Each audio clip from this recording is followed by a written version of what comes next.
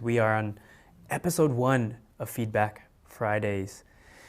And this week we are going to be talking about stylescapes. So I'm pretty excited to look over your guys' works for the ones that you guys have submitted so far.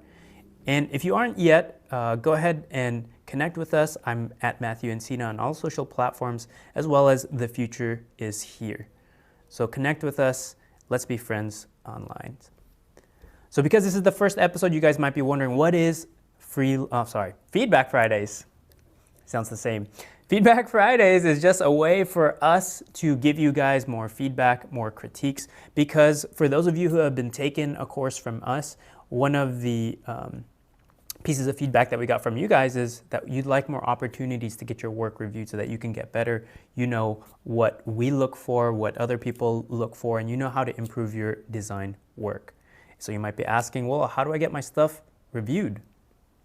Well, if you're part of our course, you could sign up here at academy.thefuture.com. We have a private Slack channel for alumni who've taken the course, and we send out messages there when we're looking for submissions for this critique session. So let's get into it. You guys might be wondering, what are stylescapes? For those of you guys who are unfamiliar with stylescapes, stylescapes are a visual communication tool. So I put a written out version here, but essentially it's just a way to visualize your ideas quickly so that you can share them with your clients and you can have a point of discussion, because we know that words are limited and sometimes you need to respond to images, colors, textures, fonts. You need to see these things in order to have a robust and productive conversation with your clients. So stylescapes are our way of bridging the gap between your strategy, the design thinking, to a visual direction, something that you can see and respond to. If you guys have been watching the Building a Brand series on our other channel, you guys saw that we created this stylescape above, which we went through a couple of iterations and rounds with the Hamilton Family Brewery. And eventually this became the brand identity for everything that we created for them, from their cans and packaging to their logos, coasters, merch, their website. And you can see that here with how these things quickly translate from something that is a bunch of curated reference that we've tweaked and curated and refined, and turned this into brand applied elements that you see below. If you guys haven't seen it yet, go head over to buildingabrandshow.com, because all the episodes are on there, as well as episode breakdowns with more ways to learn about our process and our whole engagement with Hamilton Family Brewery. So let's get into the stylescapes critique. Just wanted to check with my team here. Did they say audio's good? Everything's all right? Before we move forward. All good? Fantastic. Let's get into the critique. So I'm going to be looking at a couple of your guys' stylescapes here, and here is my criteria of what I'm looking for. The first thing is, does it communicate clearly? Does it take the strategy, the thoughts of where you guys are coming from, what your goals and objectives are, and does it communicate that clearly? For the brand attributes that you've selected, do those things appear on page in a way that I can understand? Second, is it cohesive? With all the elements on there, do they feel like they belong together? Did you do the right amount of work, a little bit of color correction and tweaks to make all the elements, because they come from different places, all feel like they belong together? And then the last one is, do I know what to make from this? Because stylescapes is not an end-all. Stylescapes are just a bunch of references. It's just a communication tool. It is not the design. So one thing I wanted to clarify here is that you use this as a starting point, as a point of discussion to build everything from. You don't use anything from the stylescapes really as part of the final designs, right? Because we're just referencing, these are just like mood boards. But when I look at the stylescapes, do I know what to make from this? If I know what the brand applications are intended to be, can I look at the elements here and know what I need to do to translate that? Okay. And then in terms of the elements, specific elements that I'm looking for, here are the things that need to be on the page: the intended user, the user profile that you've generated from your strategy. Who is this intended for? The applications. What does this need to be? Does this need to be a logo? Does this need to be icons for an app? Does this have to be a website or merchandise? Does this have to be painted as a mural on the wall or tags for an event? So applications, how many ways are you showing how this can be used? Next is typography. Typography is really important with design work that we do, from messaging all the way to the logo and all the other elements. Typography, how is it going to be used, and do I get a good sense of what that's going to look like? And then lastly, color palette. Is there a clear color palette that I know if I'm going to start building a brand around this stylescape? Do I know what colors to use? Okay. So let's get into the first submission. This is from Noella Young, and she's doing, her client is Manco Marketing. So this was her brief. And I will just summarize this. Basically, she was a student of both our Business Bootcamp and our Stylescapes course, and she partnered up with somebody from the Business Bootcamp to do his rebranding for Manco Marketing. So what she did is she looked to define his brand strategy using CORE, and then developed a visual identity around these keywords, these brand attributes: storied, accomplished, aspirational. And she based it off of the existing logo that he had already and started to build a visual design from there. So let's get into this. Let's review this. Wow. This is really nice. I like the bold red colors here. Typography is really clean. I love the dimension in here and how dynamic some of these elements are. So let me pull up in green so you could see. I'm just trying to absorb it in and trying to illuminate my thoughts for you guys so you know what I'm thinking when I'm looking at this. I look at this and I get a good sense of the colors, right? This bold red that's used here and there, both in flat and dimensional uses. I also like these overlays that we see right here, right? Like those are really nice. I get a good sense of, again, like how this might be applied. I could see if he's doing any kind of design or reporting, how some of the graphics might look there. And also, I like this messaging right here. I believe Greg Manco, who wrote this, I'm pretty sure this is his positioning statement that he wrote. You were fintech before that was even a word. So I know that his client base is working with financial tech companies. So he's niched down very narrow so that he can talk directly to these companies who work in finance and bridge the gap between technology and finance and getting that all up to speed, right? And you can see some of the keywords right here. So this is very helpful for me so that we know what all of the visuals that we're looking at is based off of. It's based off of these keywords: storied, accomplished, and aspirational. I'm not quite sure what storied means as a word. Maybe I'm not that smart. Maybe my vocabulary is not that rich, but maybe somebody in the comments can let us know. But accomplished and aspirational, I can understand to a degree. Okay, so this is our user here on the left side. So I can tell he's like an older, probably male character, male client. Looks like he has a phone, so I know that he's kind of always on the go. He's always busy, he's always working. But he's smiling, he's happy, he loves what he does. So I get a good sense of the user, like who this is intended for. Then as I look left to right, I can tell she made this clear selection of what the color palette is. So it's going to be mostly red. She even had this proportional bar here. So it's going to be mostly red, and then black will be the secondary, and then gray and white are the tertiary colors here. So that's very helpful. And then again, I can start to see how she might start to use photography. She has all black and white photography that we see here and here, but the unique thing about this is she has elements that break the frame. Like this. This is very cool. You get to see that now she's going to have fun. Even though there's these nice kind of like rigid boxes and kind of containers for all the elements, she's breaking that with some of the photography there, letting that bleed out. Even look at these clocks right here. This is fantastic. I love how the shadows are casting on there. So it gives everything a little bit more dimension, so it's not just this super flat graphic look. So that's what I see with the imagery there.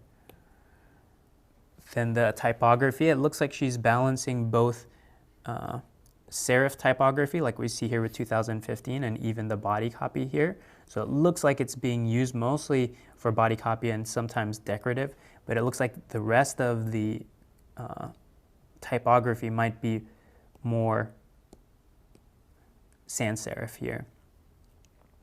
But I look at these and I wonder if we might tighten the typography a little bit, because I see a couple of different elements and I don't know that they're all super tight yet. Again, with Stylescapes, this is just a way to start the conversation and we don't need to end it. And I'm just looking for, if I were to make something from this, would I know what I need to do? And I think because I look at so many different type samples here, I feel like I wouldn't know, is this the heading over here with the condensed type? Am I only using this for decorative type here, this 2015? And then is body copy intended to be serif or sans serif like we see here and here, right? So I think if that would be one critique that I have, at least for the typography right now, that I think we could start to define a little bit more of the rules if we were to do another iteration of this. Again, my eye is still moving left to right, and I love, again, the use of the red, going from things that are really flat, like these elements right here, and then getting into more dimensional stuff right here. And I could see how this might apply to some stationary elements like his business card, and again, like these stationary elements here. But then I could also see how if he were to have some kind of event, this is very cool. Because I'm not sure what Menko Marketing aspires to do, but I'd imagine with some kind of marketing like that, that you might host events, you might invite some of your clients or potential clients and other thought leaders in the industry and gather them all together. So I could see that that's an application for the use. Or it could be that maybe their office is growing, maybe they have multiple employees, and then this could be badges for people who visit or who are employees there. So that's pretty cool. In terms of photography, now I'm getting over here to the bottom right. And this photo throws me off. I know why it's in there. It's in there because it follows the same color palette, red and black. But the problem is I find that this keyboard, the style of this keyboard, feels very retro. This feels like a late 90s or early 2000s keyboard. So even though it matches the color palette, it throws me off. Because everything else, especially if I think about FinTech, I think it's ultra modern, ultra high end, and something that is probably more of like a touch screen, right? So these elements like these phones and this lobby screen right here, or sorry, this like iMac right here, these things feel modern to me, where I look at this keyboard and it doesn't match. So every single element, all the details matter. So when I look at something like that, it really throws me off, because I know if I were to just crudely black this out, and I'm doing this in Keynote, so I don't have much tools, like look how much of a difference that makes. Just removing that one element kind of lifts up the whole image here, and it doesn't feel like it's brought down by something that feels a little bit older. Okay. All right. You don't see comments on there, huh? All right. Sorry, I can't see the comments here right now. Hopefully you guys are enjoying this. What I'll do is I'll probably do 2 more. I'll take a quick break and jump over to the comments to see if there's any questions that have popped up. Okay? So let me move on. Oh, and this is super cool. So from that Stylescape, Noella has actually applied this to the design of the landing page. And I don't know if this is Noella or Greg, but you could see how all the elements, all the language from the Stylescape has translated over to the landing page here, the home page here. And I could see this is, again, that same use of black and white photography. This is a brilliant use of red right here with this balloon popping out. That's super cool. And then now I could see how the typography is defined. So it looks like for heading, we're using serif fonts here, and even for the body. And it looks like any buttons, these are all the condensed type here. So it looks like they have made some decisions. Super cool. All right, let's move on to the next person. They're saying the lighting is on point. Oh, that's... Matt is on point. Oh, the lighting is all Jonah. And that's all Rick. And this is all me, man. Lighting's all Ricky. Sorry, lighting's all Ricky. Credit where credit's due. All right, so let's get to the next person. Next stylescape is from Julia Selk, and she did a project for TEDx. I assumed it was for Edmonds because I read her brief, but so I put it as TEDx Edmonds here so that we know. And if you guys don't know, TEDx is a locally run chapter or series of the Big TED Conference, so you could run your own TEDx conference if you follow their guidelines. So this one's for an Edmonds TEDx. So if we look at the Stylescape's purpose, really her brand applications are to inspire the set design, the event logo, the interactive activities, social media posts, and flyers. So very clear. I'm glad she highlighted that so I know what kind of brand applications to look for or how I might be looking at the images. And then if you see on the right here, we look at, let me go back. So if we look at these are the brand attributes on the right side. It's inviting, empowering, and memorable. All right. So let's go to the next slide. All right, so this is her stylescape for TEDx. And right now I'm just observing, I'm just looking. But this is I gotta say, this is a nice, pleasant break from the previous one, where the previous one was all about tech and it's very bold and very refined. This one, again, is inviting, empowering, memorable. And I feel like those key words are great. These guys right here. And I like even how they're handwritten too, or at least they feel like they're handwritten, because I could see that this carries all the way over to all of the rest of the elements. Why? Because it feels like everything is hand done. It feels like everything is grassroots and made. And I'm starting to get more clues because you know what? I know who's going to attend this event right here. So it looks like it's a younger female, probably in her 20s, maybe in college or just out of college. She looks like she's an activist, just because I can kind of tell from her shirt. And that she cares a lot about female empowerment just from that. So this adding to this, and then seeing these other words like you belong, be a nice human. Like I could already get a sense of who attends this and what those people might care about, right? So very clear in terms of user profile, who's going to be attending this. Next thing, I look at color, and I love this eclectic color. I'm personally always shy of using so many colors. I like to stick to maybe 2 or 3 at the most. But when I see stuff like this and it's done well, I get really excited. I feel like one company that does this very well is our friends over at Collins. So if you've seen the Dropbox rebrand, it's so colorful, it's so fun, and it's similar to this. And same with their work from Vitamin Water. We had Brian Collins on the show recently, or last year rather. So go check that out if you haven't seen it yet. But anyways, I digress. I go back to this stylescape, and again, I'm just pleasantly surprised with all the colors that are being used here. However, I would say to that point, the color could be a little bit more cohesive. And here's what I mean. Like, I know that there is this color palette that's set right here. Honestly, I think this typography in there is just making this feel a little bit crowded and busy, because now this typography is fighting with these elements over here and fighting with this, and it gets very, very busy right here.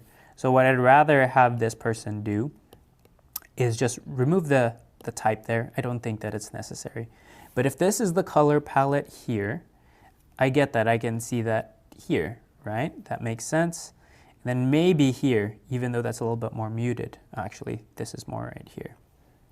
But then I start to see some things that are taking us off. For instance, like, where's this green coming from? How does that get used? And then why is there, let me reduce this. Why do we see green here? And then where's the green over here, right? So these are little things that I see where there's a nice little bit of a carryover, like right there. And then when we get over here, there's no more green. So my eye stops flowing. So for me, if we're gonna decide to add this little pale lime green into the mix, then I feel like we have to see a little bit over here somewhere by the hand. Or even up here in this negative space, right? That would look pretty nice. And then I would actually include that as a tertiary color as part of the the color guide here at the bottom. And then where this also gets inconsistent is right here under Go Your Own Way. This green, again, it's very dark. I'd rather, I know this is sounding like I'm getting so particular, but these details matter. These details really matter when I'm a designer. I'm looking at this and I'm trying to figure out, well, what's the color palette? What do I need to design from here? If I'm putting together the brand guidelines from here, which is the right green to use? And these are the decisions that you have to make eventually. So I'd rather that there be a little bit more clarity there. Because it's nice. I do like the green, and I just miss it within the color palette that we've identified here. Okay, so that's color. The next thing I'm looking at is typography. So typography, I could see that it's quite eclectic. And I kind of like that, actually. Normally, I feel like, we don't really use too many different typefaces. Sometimes we like to use two things that have contrast from each other and complement each other. But because the feeling of this is supposed to feel a little bit more inviting and empowering, and I'm guessing a little bit more grassroots, is that it could feel hand-done and handmade. So I think the best examples of this are these keywords right here, this Adam Dumoulin, and then something nice. Like those are really, really good. Where I start to get thrown off a little bit is this. And again, I know it's getting picky here, but I could tell that this WO, it feels like, I don't know, it doesn't feel like the same quality as these other ones. It doesn't have the same texture. The way that it's written is more, I guess, more like cursive or handwritten in there. And where these other ones, like they have a certain quality. I'm specifically talking about this, the Adam Dumoulin, and something nice. Like those ones blend together very well. This WO on Women Up just throws me off a little bit. So if it were me, I would probably paint that out or redraw that part just on that element alone. Okay, so next thing is imagery. So I could tell that there is some use of photography here, but it even feels like it's illustrated on. I can't really tell from here, but it looks like maybe this is a painting, like a digital painting, but it's such a cool look. So I could tell that over and over, illustration is going to be used throughout this language.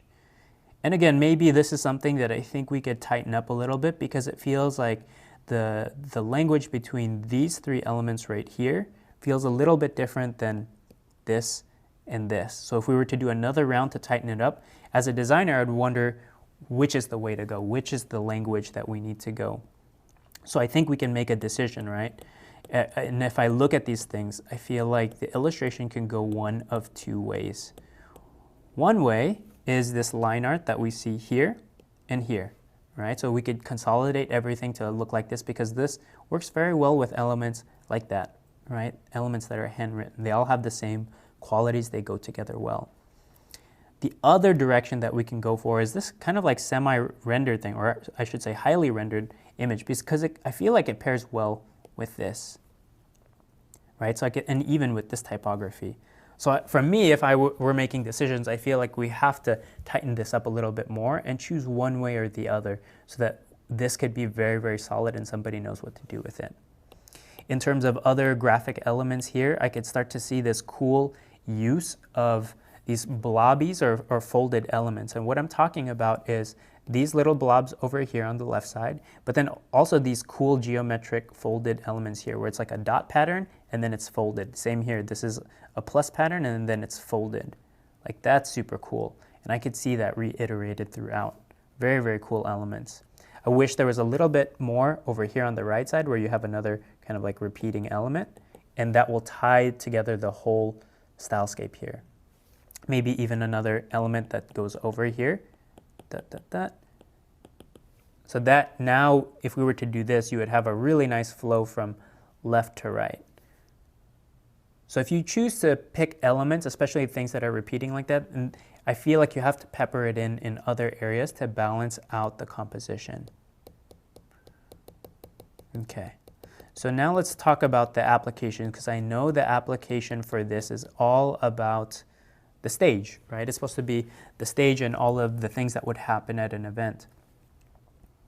And I'm not seeing much stage elements, actually. So these are all references for mostly posters and printed elements, which is good. And I don't think that you need to just show stage elements to introduce what a stage can look like. But if I'm the stage designer, do I know what to make from this? And it would be nice to just have one element that would give me an idea. So for instance, I'm looking at this multifold panel right here. Is this a backdrop for the speakers on stage? That could be very cool. And this could just be mocked up. The way you would do that is like maybe you would illustrate or just comp in very quickly, like a wood stage right there, so that you get a sense of scale. You might even put a tiny person here so that you get a sense that that's the backdrop. Right? That could be a cool way. Or even this element right here, I could see this as a very cool stage space. Like a stage element where this could be off to the side. So this is very cool where you take something that's very small, which is this little, I forget what you call those things, but people had them in elementary school. But you could blow this up really big and you can have all kinds of messaging on the sides. Maybe all kinds of empowering messages. But this could be blown up. This could be really big. This could exist in the event space. Or even this hand. This hand would be dope as a 3D printed thing, right? Something that's really big in the space, or maybe paper mache or built out of something. So because this is meant for the stage, I just need a sense of how do these elements work at something at that scale? Because everything feels small right now. Everything feels about poster size. And I have no idea of like, what is the entire stage? What would that look like? The only thing that might come close to that are these balloons here. But honestly, I feel like these balloons are the oddest thing on the page.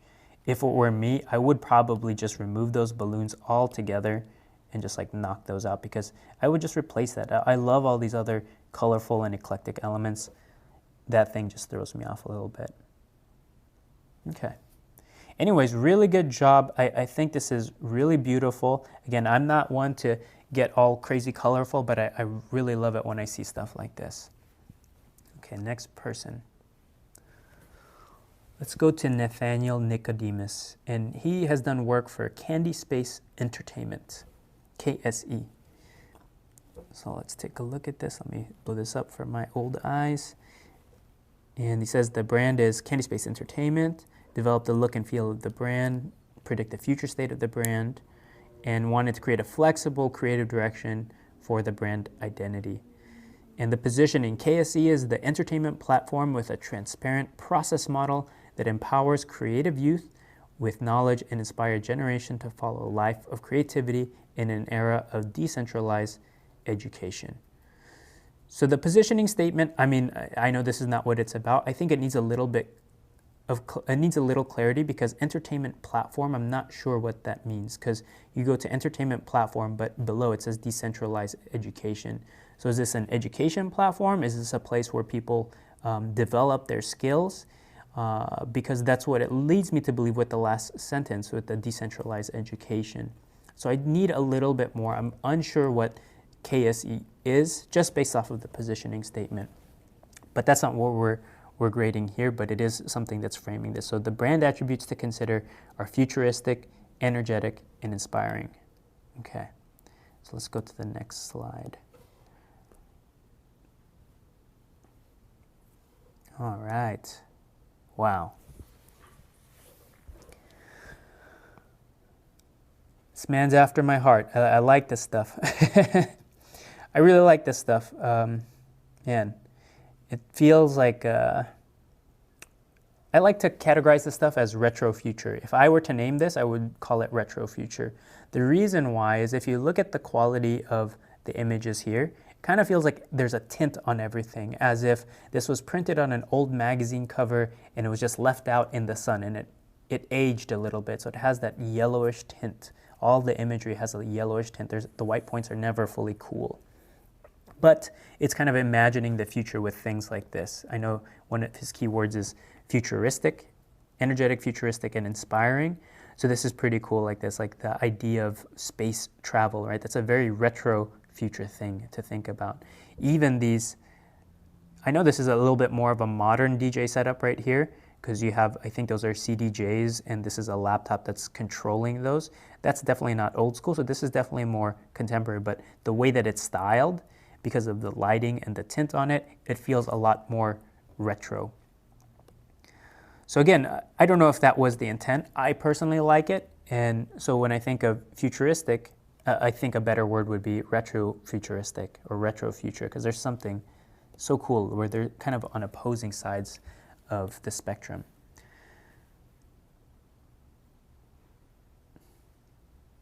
I really like the color palette. Again, I think this person has chosen to do a good range of colors that we could see here on the right side.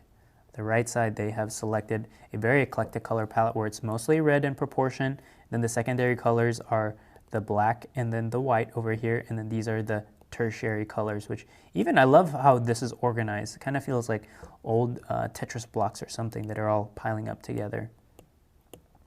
Okay, so color palette I think is really good. I think it could use a little bit of tightening. And why is that? It's because like you see there's a green here and then there's a blue here. The problem is over here, this is teal. This is in between the two. Same with these right here. These are teal. So there's a little bit of lack of cohesion here. So what I'd rather you do is like you sample that color and probably replace that green right there. Maybe even replace the blue. I don't even know if you need it. Maybe this, yeah. Yeah, so there's a little bit of inconsistency there. The only time I see this blue is right here, but even that blue, it's very rich. It's a little bit more saturated than this one, and it looks like the hue is a little bit more blue, while this one over here on the right side is a little bit more green. Okay. And I don't know how good the compression is on YouTube, but I could clearly see the difference in these colors. Let me know in the comments if you guys can see the differences in the hue, saturation, and values of those colors. And again, I'm nitpicking. Again, as a designer, I think I would know what to do with this, but these would be decisions that we have to make as we're going forward and actually applying this, building the brand guidelines. Okay, now let's talk about some of the imagery here. So the imagery, so I could see this guy, he looks like, I don't know, he looks like he's very into very modern streetwear. He has a little satchel right here. I don't know if that's what that's called. I have one of those things. They used to call them fanny packs. I don't think they call them that anymore. There's probably a cooler name, right? So there's this guy, it looks like youthful, urban.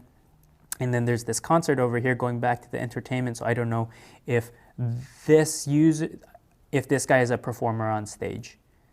Again, the brand positioning wasn't super clear to me, but my assumption is that this is KSE is some kind of entertainment company that helps nurture and facilitate young aspiring artists to perform. So if that's the case, then a lot of this makes sense. Like this guy over here is singing to that audience over there. In terms of the graphics, like I love this image here, love these. These are very, very abstract, but man, these are pretty cool. These feel like what you might see on Spotify or SoundCloud when you're looking at aspiring artists. So this feels very much in the norm of that. There's a lot of aspiring artists that I follow, music artists that I follow, where they have a lot of retro graphics that look like this. So I could see how things are cohesive in that sense. And luckily, I'm not too old to be out of touch with all of this stuff. In terms of iconography, I could see that there's some elements here, here, and here. And I feel like maybe this thing on the right, this yellow tree looking thing kind of works. The other ones throw me off a little bit. I don't know how these all fit in together. For some reason, this yellow tree thing feels like almost like something that you would see from an outdoor brand, where this, I'm not sure what this shape is right here next to this character's face. It kind of feels like some retro sports graphic. Right? This could be on a jacket on the side of a windbreaker jacket or something. And then this stuff down here definitely feels retro. These feel like if you flip open an old icon book from the 70s, it's definitely from that style. So maybe from the time era, these things all match, but for whatever reason, I'm not quite sure how I might use them yet, because maybe in this application, this makes sense for a social graphic or a poster, but these guys right here, I have no idea what the heck I'm gonna do with them. So if these are meant to be, let's say if there was an app for the phone, I would like to see this in that context so I know what it's for. Or if this is for a website or something like that, I'd like to see what that's for so that I get a sense, because it feels like there's no relationship to those things to anything else on the page.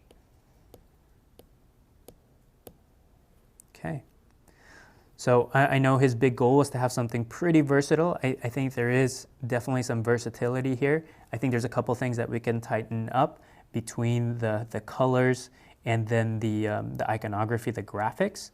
And everything else I'm pretty okay with. I'm okay with the images being as eclectic as they are.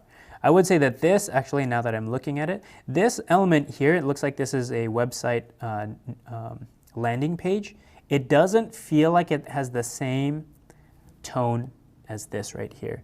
It feels like this gets very white. So this is a small tweak, but what I would do is I would just take the whites in there and tint those a little bit yellow.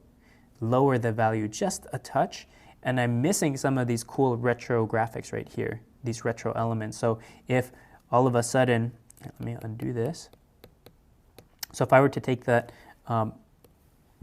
this thing, you might repeat that cool grid pattern over here, right? Like, you might do something like that, or you might take this textured element that you have from this photo right here and have that bleed in and feel like a cool overlay.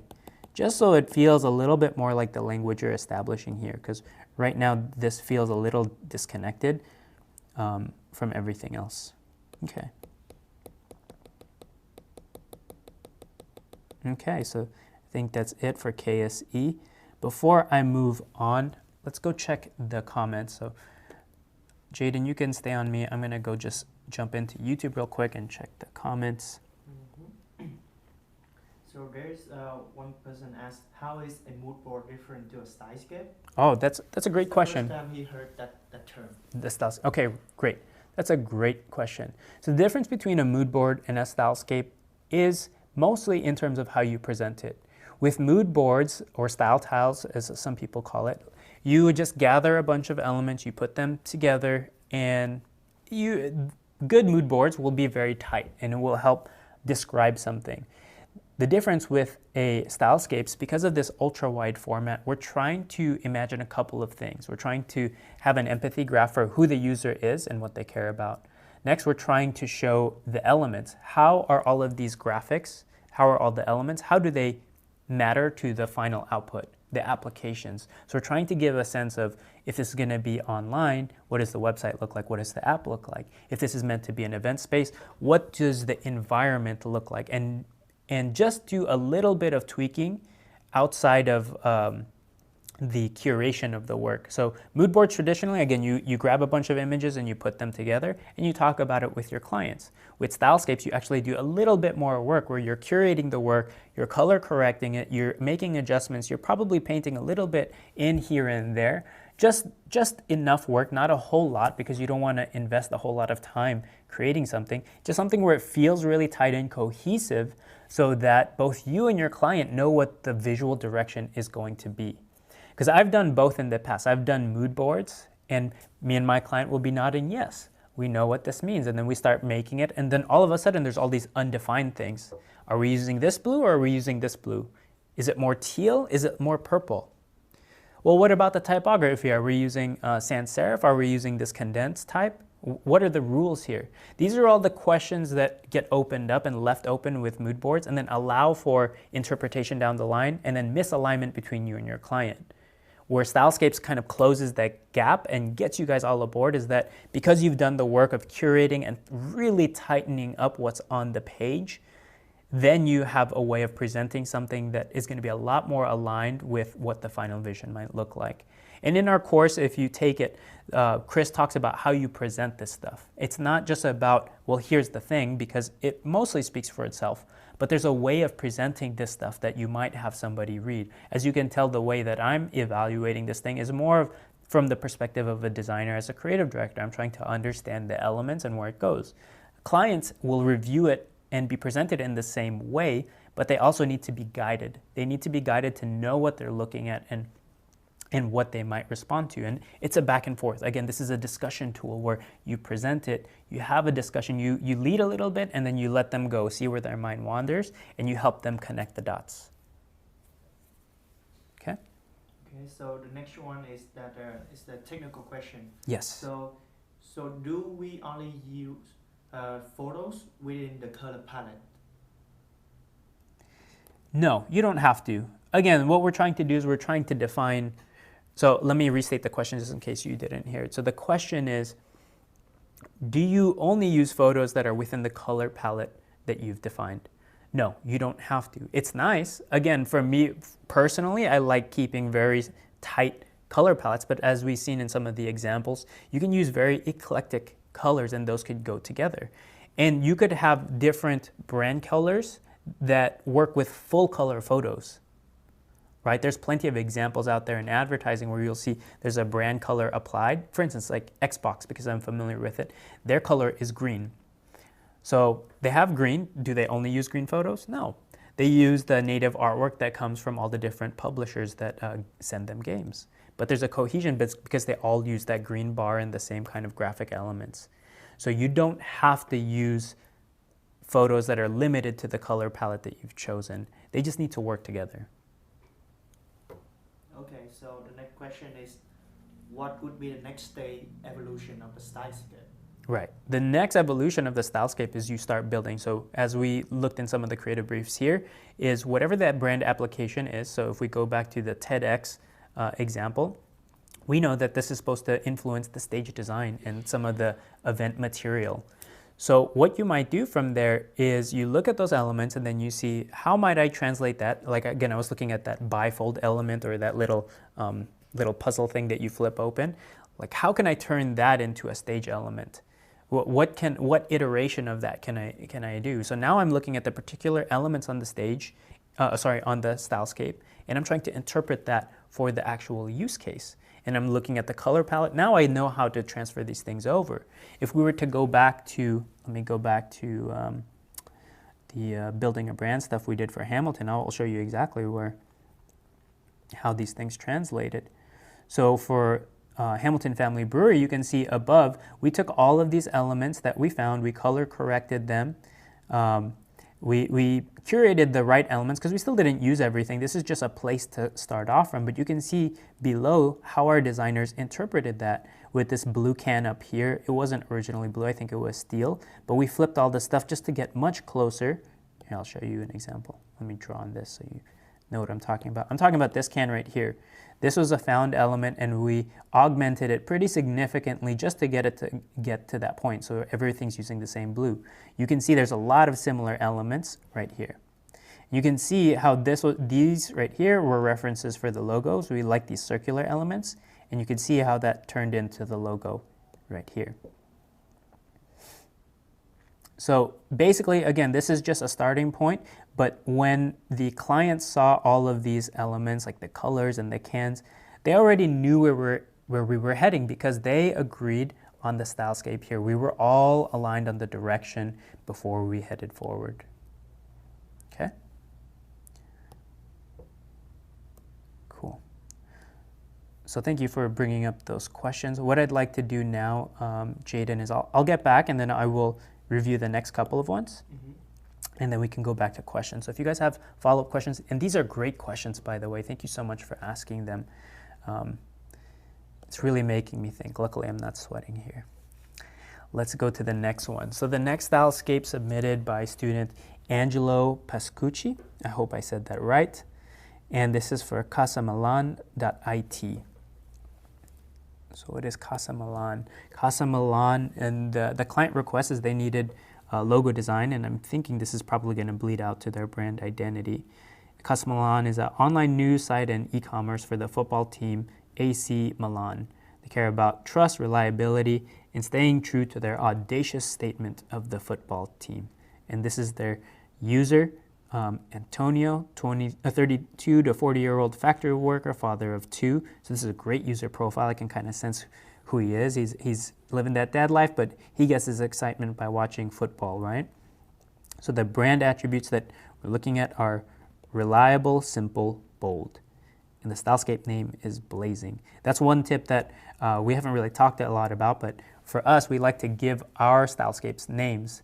So when we presented to the Hamiltons, we gave each of them a name so it helped frame, before they even saw any image, what they might be looking at. So the one that you saw, we called that Merit Badge because it had a bunch of elements that look like merit badges that you would get in Boy Scouts or Girl Scouts. So it gave them a little sense of, oh, this is about adventure, this is about learning, and that's what that client was about. So this person called it blazing. So when I flip to the next page, I'm assuming that it's going to be pretty bold, right? And that it's going to be a little audacious, like he said right here. But he also used these other two words, reliable and simple, which I think is an odd choice to put with blazing, but we'll see how it all comes together, because if this is their fan, I know they would appreciate something wild. Okay. All right, so this is the Stylescape. Casa Milan IT. And this is, oh, it changed. Attendable, Simplice, Ardito. Oh, this is probably in Italian, and it was translated for me. Oh, that's probably also why maybe the words were not quite the most descriptive when it translated over to English. I'm not sure. I'm making assumptions there. But I can tell from this character right here, he's very wild. He's definitely a football fan. I could see how some of this might permeate through some of the rest of the elements here. So we know that the use case is going to be for a logo. Again, eventually probably a full brand identity. So again, I get a good sense of the person here. I love, again, these bold red and white, even in the seats. This is super cool. I'm sure if we were to zoom out, this white probably makes up the shape of the logo if we are looking from across the way. So that's very cool.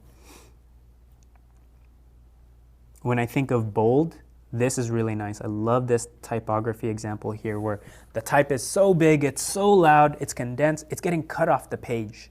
Like, to me, that says bold, that says loud, that says audacious. It kind of matches this guy's, almost like he's yelling, right? Can you guys see that? Feels like he's yelling, but it also feels like this typography is yelling too. So he's yelling here, this feels like it's yelling. And I like how this is replicated here, where you have these typography elements that are getting cut off or getting repeated, like ole, ole, ole, right there. That's very nice. Where I feel like this starts to fall apart is when I see the other typography. So if I'm looking at this free culture here, and then I'm looking at this number 4, I feel like this is a missed opportunity. Also with this big data summit, this thing throws me off. I wish all the elements, the typography on the page, all look like this little set of boxes right here, where things are cut off, they feel like they're pushing to the edge. So if this number 4, if I were to make an adjustment to that thing, I would use a very condensed font and then have that go all the way over there, right? And just have that feel like it's a little bit more bold, really condensed, because like you could feel that, like it feels loud, it feels audacious, and then you could still have the micro type right there. Like, to me, that would feel a lot more cohesive with the other typography elements. And then for this big data summit, I think the same thing. This serif font that was chosen here throws me off, because it starts to feel like this condensed font, and maybe even these things that are a little bit more playful, like they have a lot of character to them. And then I look at this big data summit and it feels pretty boring, and it feels like data. It feels like a tech company. So this typography element throws me off. So if it were me, and again, this is the difference between mood boards and Stylescapes, is with Stylescapes, you would take these iterations, you would take the references that you find, and then just make slight alterations to it so that people will understand what the end result's going to look like. A designer who has to work with this after knows what they have to do with it. So I would change this big data summit into that big condensed font, and maybe let that summit bleed off the page, because you'll still be able to read it if that thing gets cut off there. Same with the type here, blazing score from Ronaldo. And then what I would like to see is an example of body copy. And I don't know if this is the example of body copy right here. It doesn't feel like it doesn't feel like it's as exciting as this thing. And maybe that's okay. Maybe it needs to be a little bit more simple to pair with that. But for some reason, this typeface right here doesn't feel like it pairs with this free culture typeface. So typography, I have a lot of feedback on this that I think could tighten it up. Even this Milan right here, see M-I-L-A, this is a geometric typeface. Same with this, Casa Milan. It looks kind of like Gotham, but then is that the same font that we're using here and here? Like it, yeah, I'm confused. I guess that's where I'm getting. I think we just need to make some decisions. So if we were to do another round of this, I would just tighten up the decisions we're making for typography. So I know what we, as a designer, as a team, would have to do with this. Okay. Now we know that it's intended for a logo. The thing is, I don't see many logos outside of these two. And maybe that's the look of the logo, and I like that. But if this is the intent of the logo, I'd probably make these bigger in the frame. So while you have everything in here, this is an issue for me. Right now, it feels like all of these elements that you've chosen to put, they all feel the same exact size. And in this sense, size and proportion matters to the overall look. So when we're looking at it this wide, if you want something to be super important, like the logos here, I would just take that logo and just take up the whole thing right there, right? I would take that R element and then just do that right there. So you get a sense. And then what you could probably do is have a few more graphic elements down here that could serve as just secondary and tertiary examples of what other logos in that style, where this is a monoline logo, what that looks like, right? So I'd rather see a little bit more of that if that is the final output.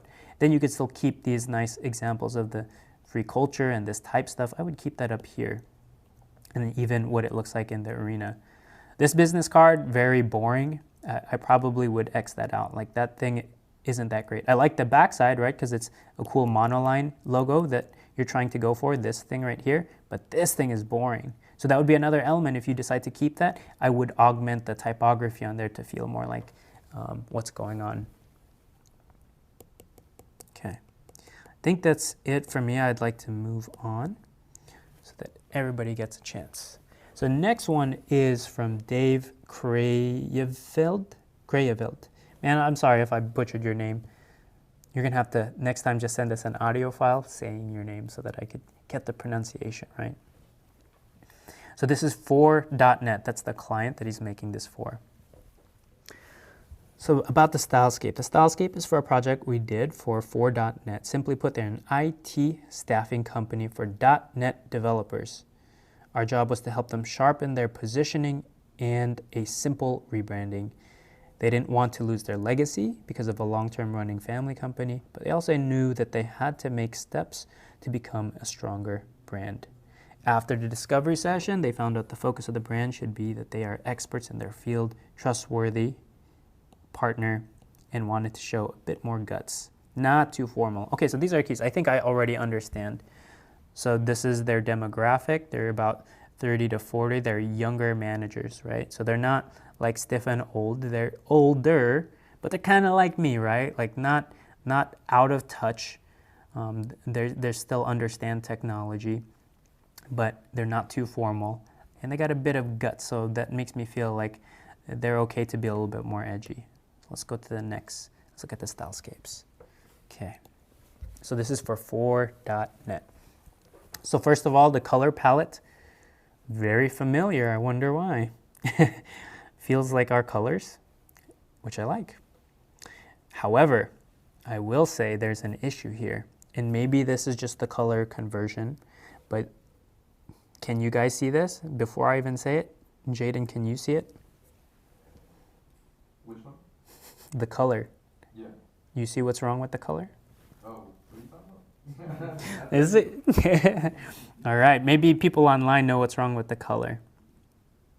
There's inconsistencies here. Yeah. Like different hues? Yeah, oh look, Jonah knows what he's talking about.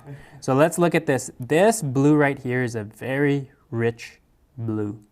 And then if you look at the blue selected here, what's wrong? There's more red in there.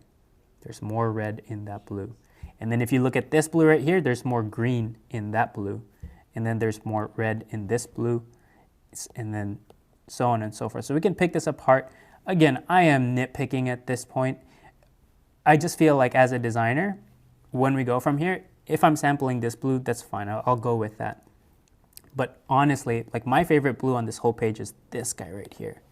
This set of colors is so beautiful. I like a little bit more green in there. I like this instead of things that have too much red in it. Because when I see a blue like that on the left side, this guy right here, it's like, just make it purple, man. I'd rather just see a nice rich purple. This feels like it's in between, and I hate it when blue falls in that in-between stage. But that's just me, that's just personal preference. There's no science behind that. That's just me and then what I like. So I see a couple different blues. I think that's the first thing we can tighten up. Let's see. Next thing, let's get into the typography. So I know this is a light refresh on the brand identity for 4.net. So they're looking at all kinds of applications. So I'm seeing typography in all kinds of spaces, which is represented in their photos. So this is, I'm guessing, their office. This is if they were to throw an event. Same here, this is probably event material.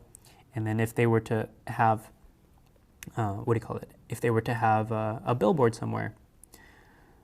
So it's interesting. I like the context of all these spaces. I could see how they bleed out. I can get a good example, like this is probably inside the hallway of their office, and then what typography will look like on their website. However, I feel like the typography, I'm going to say it over and over again, we need to define the rules, because I see many different typefaces here. I see this typeface is a spaced out geometric type. I like that. It's kind of similar to this. This works well. And then you have this condense weight, which could be fine if we define the rules. But then you have something a little bit more traditional. This one looks like Helvetica. And then I'm not sure what typeface this one is. This is actually from Blind, but I don't even know what typeface we chose for that because I didn't work on that project. So I feel like the rules need to be defined a little bit more. Personally, I really like these samples right here.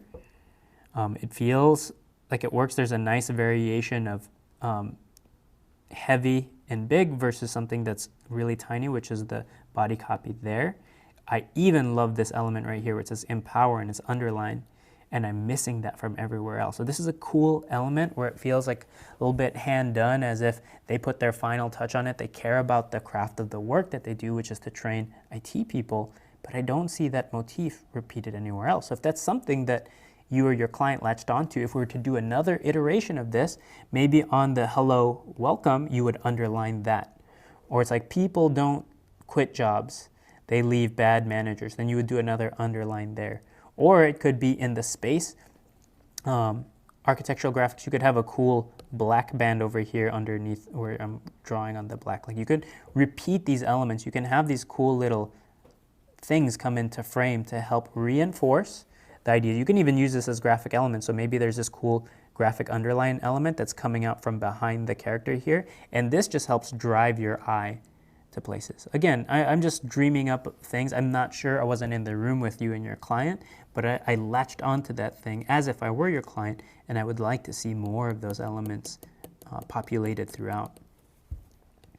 Okay, let's talk about some of the photos. So I think the photos are all well done. They're nicely white balanced. All of the photography is very clean and minimal.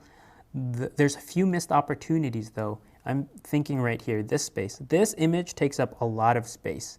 And I don't know if this was an intent to show this is what photography looks like, or if this is an example of what their office would look like. Because I see this cool, this cool yellow wire for their lamp. It's like, okay, I get it. It kind of connects to this, but why not mock something up on this wall? Why can't we see the big 4 from their brand up there? You know, some cool typography on there. I think that's just a missed moment there. That would be very cool, where it will start to get your client dreaming, like, where else can our logo exist? Where else can our branding exist? How do we brand our space? You could even look at some of the graphic elements that you're starting to introduce here, like these bands that we see right there, right here, and you could just do a big color block on that wall, and that would be so sick. I'd love to work in a space where there's a whole, like, you know, color block like that, and then the rest is just the raw concrete. That could be super sick. And then you could also take these wires and you could paint all the wires, so it's like blue, blue, black, and then that yellow. So you can have fun moments like that, where by doing these, what are you doing? You're allowing to see the work that you're doing for your clients to be much bigger and much broader. We've been brought on sometimes to just do a website, and then when we present the stylescapes, the client's like, whoa, well, that's a cool idea. We never thought of that. What if you design our interior space for this building? Which we've done before, which is crazy. And that's another power of stylescapes, it helps you and your client dream up something much bigger than what you guys originally thought of. So we love doing this in terms of looking for other applications.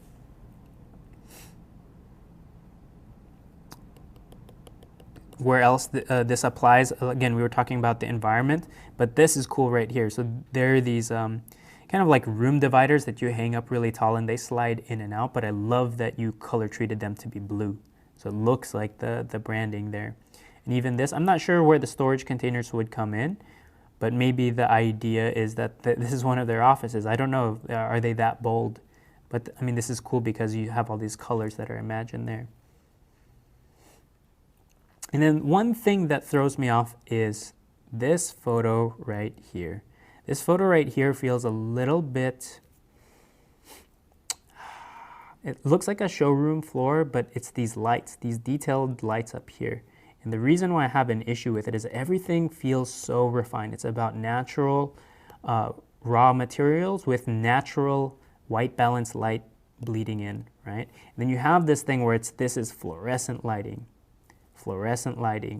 and that just throws off the feeling of any space. So if it were my preference, I would say that we just remove this because this doesn't give me a good sense of the overall feeling of everything else of the photography and what the space could be.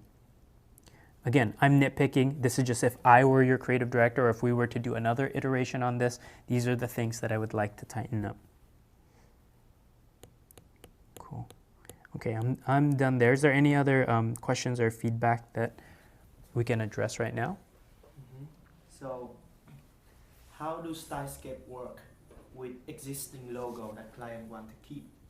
Okay, well, the question is, how does a Stylescape work with an existing logo that a client wants to keep? This is one example of it. So if we cut back to my screen, 4.net, that thing is on the left side there. This designer decided they had to keep the logo. So what are they looking at? They're looking at the color that they have there in their logo, and they're permeating that throughout. They're looking at the geometric elements, like the lines of for instance, like if we're looking at the shape, you see the monoline width of all of the typography. Where else is that repeated? Right here. So they're taking this information and they're looking at how they're going to bleed that out. And right here, this yellow bar right here. So again, I think there's more that could be done, but I feel like this logo could probably live pretty comfortably with typography like this. You see how there's a connection between those two elements? So this designer is really thinking about that. I'd probably lose the all caps that's down here at the bottom, maybe lose the all caps right here, because there's something about this title case example that feels like it's already connecting with the brand. So just because you're doing a Stylescape to imagine part of the assignment that you are being hired to do doesn't mean that you have to throw out everything that the client has built, right? Because people have legacies in their brand and people will recognize it if you change it and alter it way too much. For us, a few years ago, we worked with Anime Expo and they had a logo that they've been using for the past 19 years or so. We suggested that we do a little refresh, but all we did is we just corrected the typeface, the letter forms in there a little bit more. We fixed a few weird issues that it had, and it still looked essentially the same. And we had a rollout period over a year where you would see a mix of the old logo and the new logo, so they don't have to reprint everything all at once. And then slowly, one at a time, as they print new elements, new banners, new merch, they would start using the new logo. And it was this soft transition out, and nobody even recognized that we had changed the logo. Is there another question? Okay, so where do Stylescape come in within our design process? Where do Stylescapes come into the design process? So after you have your initial discovery meeting with your clients and you understand what it is the strategy is moving forward, you get your creative brief. This is before you do any visual design. So before you spend weeks and weeks and weeks designing a logo, designing the website, because it could take a lot of time, it could take a lot of resources, you would do a Stylescape in a day, in a few hours. Like these things you could do very, very quickly. The more you do it, the faster you get at it because you start developing your image banks, you start to understand how these things flow and how they work, and you just get faster and faster. I remember the first couple of times we did this, it took a couple of days, maybe 4 or 5 days. And eventually it got down to I could do one in a day, right? So yeah, you use this early on to bridge the gap between what you and your client have talked about in the discovery session or what you got in the brief, and then you connect that to the bridge of before you do the visual design. Because once you do the visual design, things get expensive, and if you change direction there, you lose money, you get resentful, and then you start to hate the job. Stylescapes is an easy way because it's not really your work, you're just curating stuff and you're just trying to get the conversation headed in the right direction. And you usually present 3 stylescapes, which is what we teach in the course, like how to show variation between the stylescapes. Right now we're only looking at one at a time. Maybe these are the ones that the clients had selected, but we like to show them difference. Why is that? Well, it's because maybe the middle option is your favorite one, but you still have to show them 2 other options for contrast so that they know that that is the best choice. Otherwise, if you only show client one example, they will still think, what else is out there?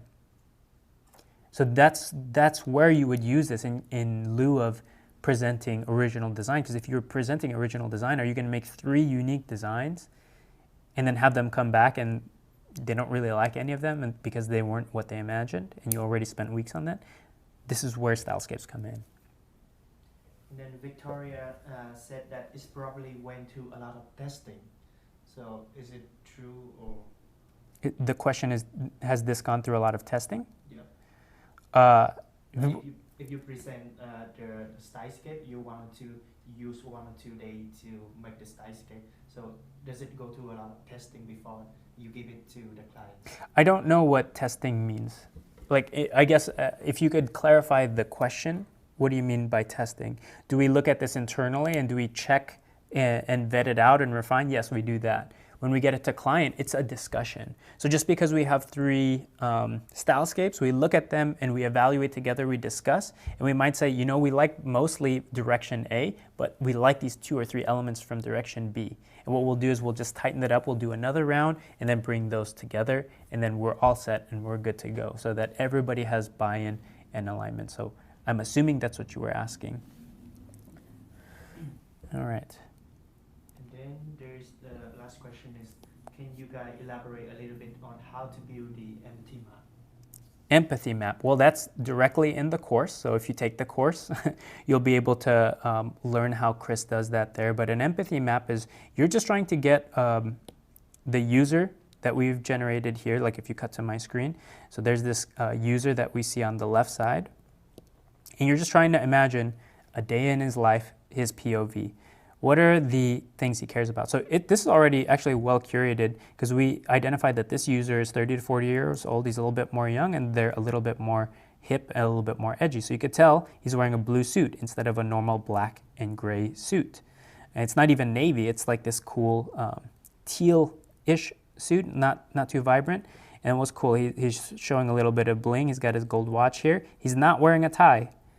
So you start to think about who is this character, what does he want to do? This guy probably looks like he enjoys watching sports, he has a lot of buddies, and he probably likes to hang out and do activities. He looks relatively fit. So I'm just making all these assumptions, but an empathy map would show these in images, and this is something that you would show to, that you potentially could show to your client, or you just do this as an exercise beforehand as you're trying to define the user profile that you're designing for.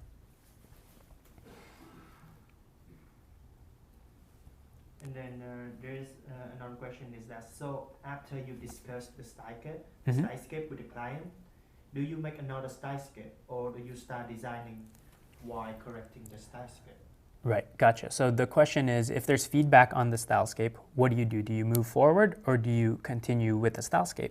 And it really depends. If you have the luxury of time, if you have it in your budget, what I would do, I think it's worth it to just refine it no matter what. So if the feeling in the room, this is 70% there, but I don't like this element and this element, just swap them out. It's going to save you a lot of headache and get confirmation again. Because the more you get alignment early on, the less time you're going to spend on the back end redoing work because something was not defined. So to me, it's always worth it, especially if you have the luxury of time. So we always try to do up to 3 rounds of revisions for our clients, but we use that language very specifically. We're not saying you have 3 rounds of revisions. We say we can use up to 3 rounds of revisions until we get it right.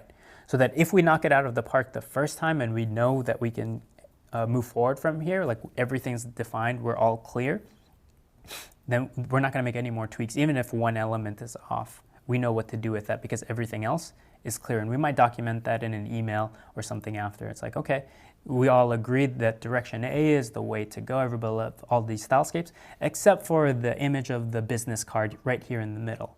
We'll make sure that we avoid any elements that have that feel like the typography is this boring, right? And then we would just define that, and if everybody says yes, yes, yes, again, it's a communication tool. It just helps us bridge the gap, and then we'll move forward with executing the brand identity there. So from there, we'll start developing what the logo looks like, the color palette, which is pretty much defined here, and then we'll start looking at brand applications, whatever the job calls for.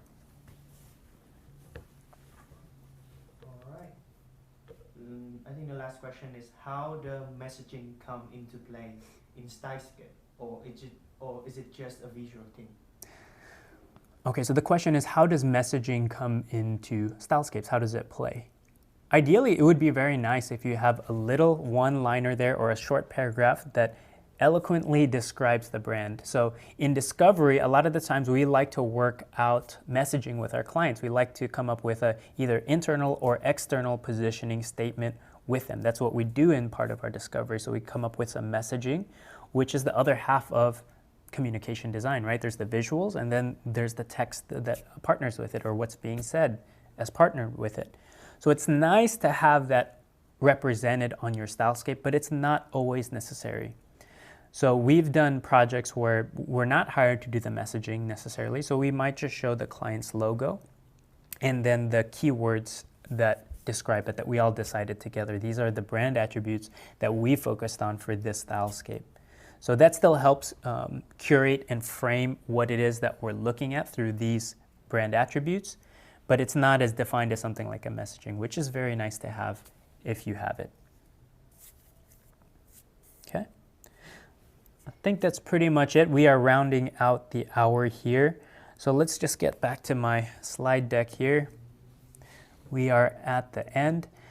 And I really hope you guys enjoyed this critique. I have a lot of fun doing this. I love seeing the student work from our courses just because it's so beautiful. You guys have, even though I have a lot of feedback, really all of these ones that I chose were beautiful. They're gorgeous. And I'm just nitpicking at this point so that you all can see these and all learn from this. So your question might be now, how do you get critiqued on Feedback Fridays? Because we want to be doing this more and more often. Well, it's quite simple.